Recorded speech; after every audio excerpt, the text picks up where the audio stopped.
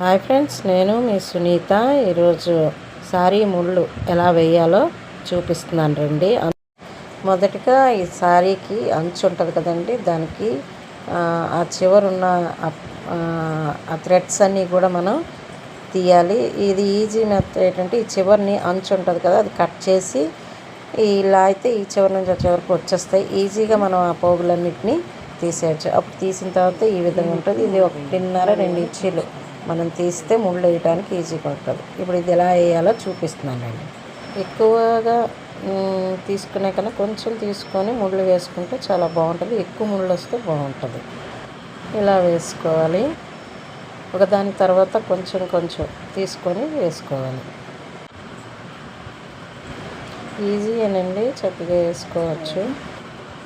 ఈ పట్టు చీరలకి ఇంకా సిల్క్ చీరలకి మనకి థ్రెడ్స్ ఇస్తారు, అవి వేసుకుంటే బాగుంటుంది. ఇంకా వీటి ఆర్టిఫిషియల్ కూడా మనకు బయట దొరుకుతాయి. అవి కూడా మనం వీటిని అంచులకు కుట్టుకుంటే అవి కూడా చాలా బాగుంటాయి. ఒకసారి అది కూడా నేను చూపిస్తాను ఎప్పుడైనా సరే. ఇది మీకు నచ్చినట్లయితే సబ్స్క్రైబ్ చేయండి, లైక్ చేయండి, షేర్ చేయండి.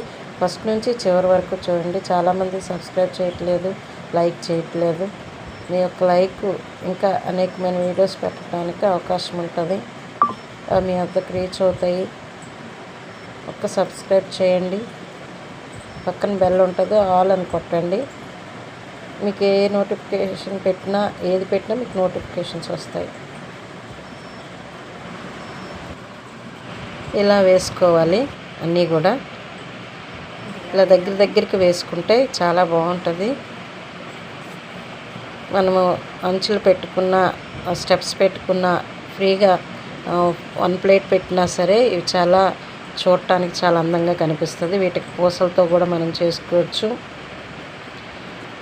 అలాగే సిల్క్ థ్రెడ్లతో కూడా మనం చేసుకోవచ్చు. అది కూడా ఒకరోజు నేను చూపిస్తాను.